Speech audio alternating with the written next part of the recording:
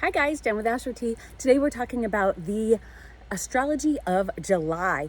Now this, we can expect a very explosive month with a lot of fireworks, and just on the 4th, because at the middle of the month, things really get, I think, a little crazy. So, as we look ahead, we're going to concentrate really with this video on what will be the most impactful transits of the month. So we start with Neptune stationing retrograde. Now this happens on the 2nd. So this is at the 29th degree of Pisces. So that is that anaretic degree. So that is like kind of finishing up. And at Pisces, it's the last sign of the zodiac. Neptune's about to start a whole new cycle, zodiac cycle. So the outer planets, though, are they're retrograde a lot. So Neptune is retrograde about 40% of the time. But I bring this up because it is at the last degree. So modern ruled, it's in its sign of dignity. So if you look at the modern rulership of Pisces, it is Neptune. So we really use this time to reflect and open your mind up, take in those spiritual downloads. So if you're feeling something, really, you want to be open to those feelings. You don't want to just kind of blow them off. You know, maybe if you normally do, if you don't really just like, it's just me being stressed, me with my anxiety. These are things you might really want to actually pay attention to. This is a great time to use that clear quartz that we talked about in my last video. So if you haven't, then check that out, and I can put a link at the end of this video to that one so that you can see it, so you learn how to use it, and learn how to use it with other stones and crystals to really emphasize them. But what this gem does, or what this quartz does, is it helps to open your mind. It's that crown chakra, and it will help to open that to really receive what is coming in from this Neptune station, because the stationing Neptune is at its most intense during the station. So it's really just kind of pounding in there, really intensified. So you want to be able to really like open that crown chakra and, you know, take in that otherworldly info. The 29th is, again, that critical degree where you want to, you know, get on all you can before restarting the new zodiacal cycle. It's new zodiacal cycle starting in Aries. So great time to check out that clear quartz to really open that up. So next, still on the 2nd, a lot going on this day, Mercury will ingress into Leo. So, and then on the 3rd, it's going to oppose Pluto. So normally Mercury in Leo is fun, playful, like, oh, center of attention, look at me, hey guys, and, you know, just like that, you know, life of the party, and, you know, might be prankster. But with this opposition, that's like a little bit of a wrench thrown in. It's gonna be a little bit hurtful in communication because you're just gonna not be sure what to believe, especially with that stationing Neptune. Things are always a little bit foggy. So again, you're gonna want to really, you know, tune into your intuition to be able to kind of, you know, manage through things.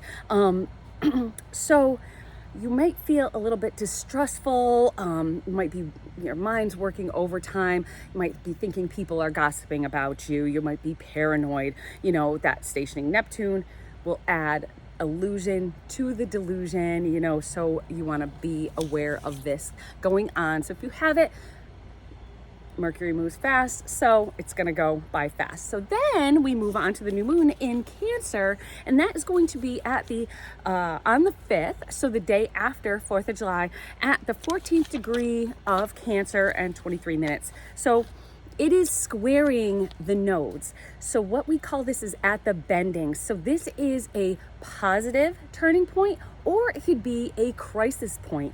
So this can be, because this is in Cancer, family related, parents, children. It could be a fresh new start or an ending and a release of sorts. Could be maybe if you've had trouble emotionally, maybe it's a fresh start there, releasing some of those old emotions to kind of get a fresh start, or it's going to go critical the other way. So it really depends on how, you know, the aspects it's going to be making in your chart as well.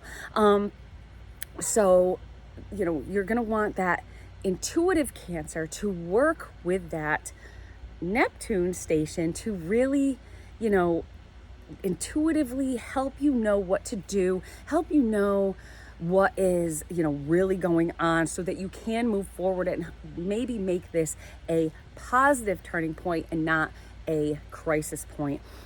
Mars is also sextile to Saturn, and that warns us to really proceed gently. So we want to proceed with caution. We want to be gentle and not harsh.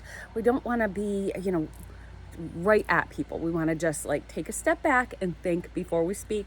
Think about hitting that send button, because you know how that can go.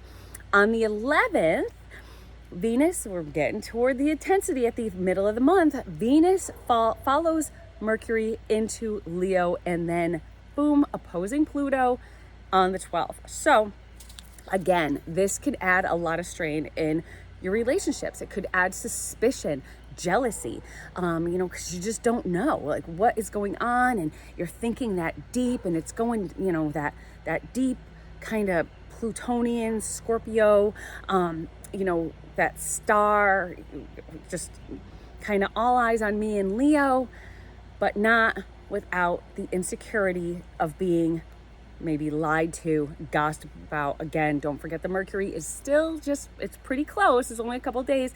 So, you know, you're going to have that don't trust anyone vibe. And even if you have a good, solid relationship, there could be a little bit of like a hiccup. So definitely be aware. And this is why astrology is so great, because you're going to know this is going to be happening. So as you start getting to the middle of the month, you're going to be like, you know, why do I feel this way? Why do I feel so uncomfortable? Why do I feel like, you know, they're talking about me, that he's doing something suspicious, or, you know, where's he been? Why is he out late? Or why is he working late?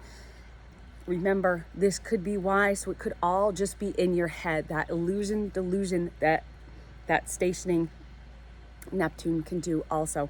So that again, this too shall pass, because Venus is another kind of quicker moving sign. So it'll be gone. So just kind of like feel it through. On the 15th, Mars in Taurus is conjunct Uranus. Now, this is the biggie. Now, this is kind of like that, and this is at the 26th degree. So definitely want to check your fixed signs for anything at that 26th degree, because this is when things get really interesting. And right smack dab in the middle of the month, on the 15th, it's this lightning bolt conjunction, Mars, Uranus. So personally, you may want to just do something crazy, like, you know, something spontaneous, something dangerous. Like, you know what? I've always wanted to just go skydiving. I'm going to do it. I want to go bungee jumping. You know, whatever you do, or any of these extreme sports, or anything that you just think spontaneously and not, you know, you want to be safe as possible, because this is kind of that aspect that could potentially get you hurt. Again, check where it is in your chart.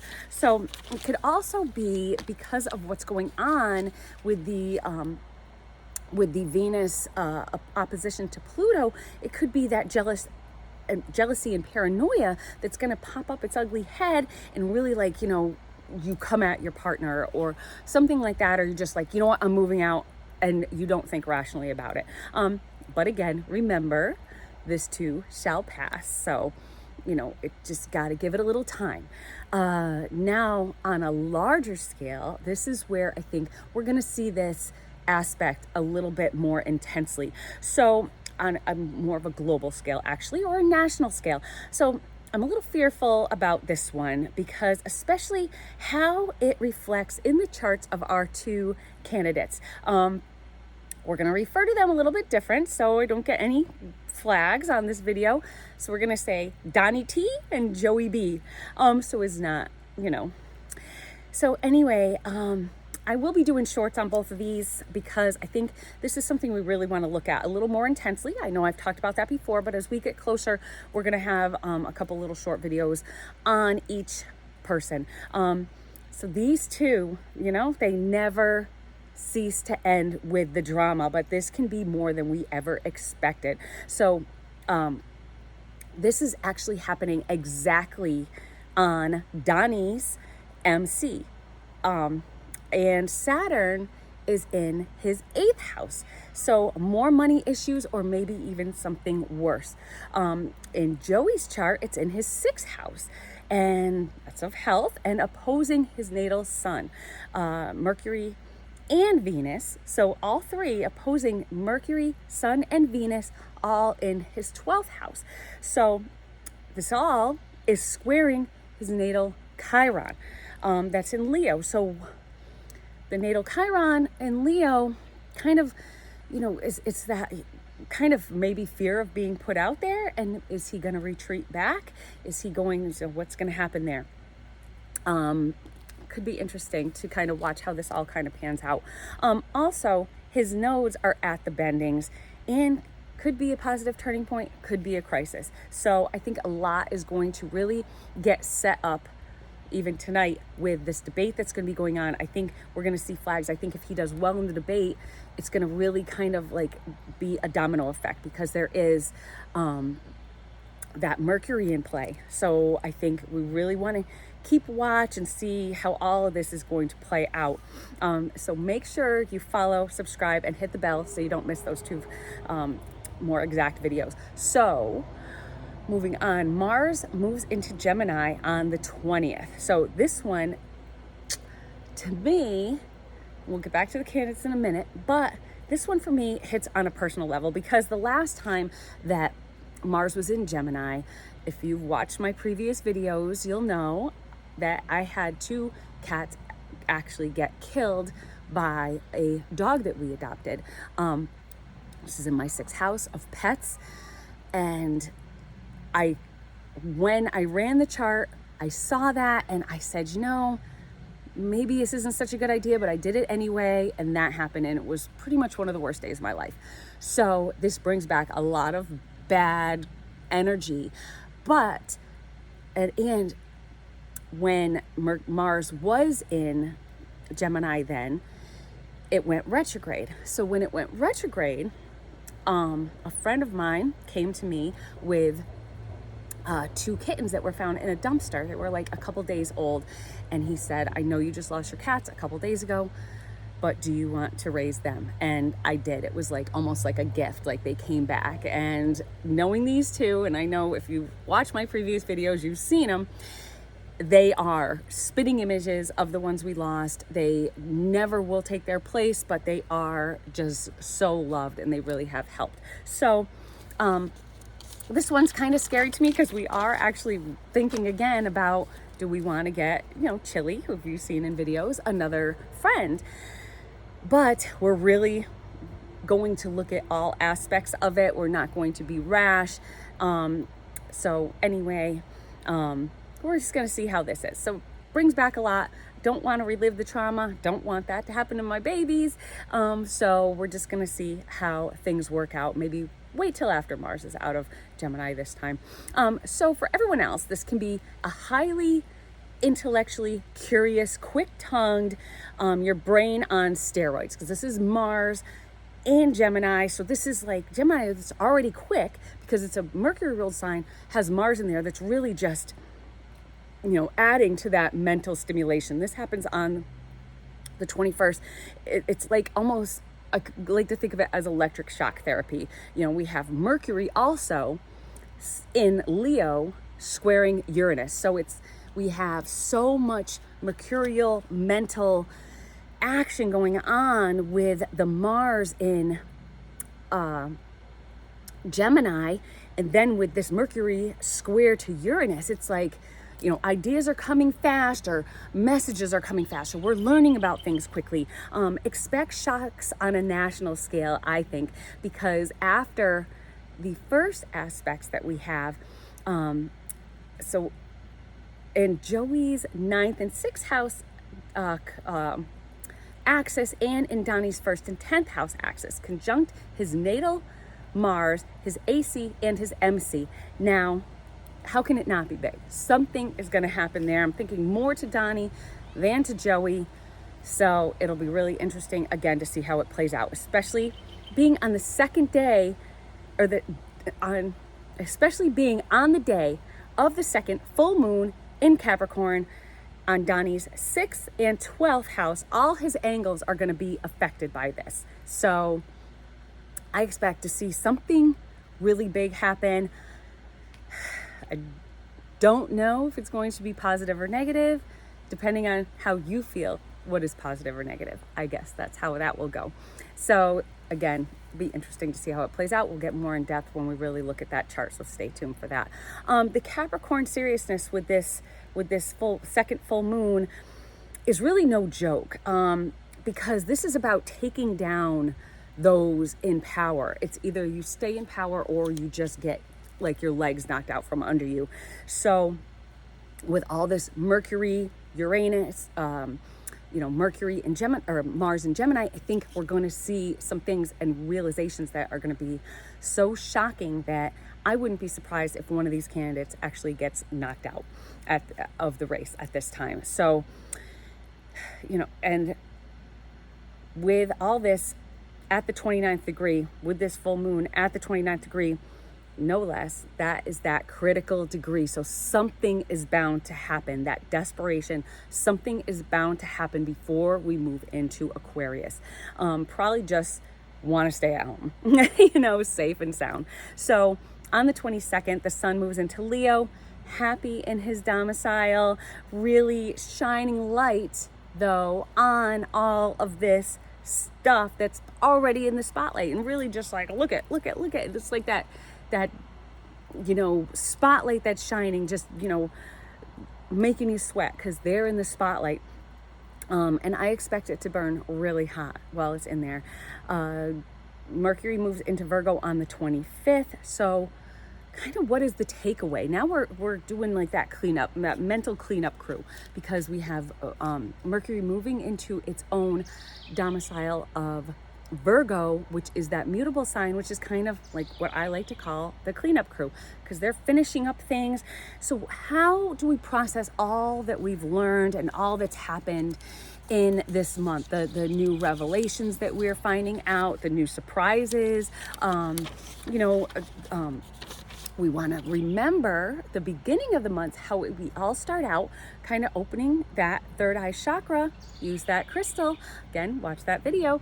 And you want to open that up. You want to remember what you learned there. How do I use it to be able to deal with a lot of the stuff that I might be finding out? A lot of these shocks and awes and that kind of things, bombshells, earthquakes that are going to be happening on the second half of the month. And because it is in an earth sign, there could actually be earthquakes. Who knows? That full moon, that one going to be interesting.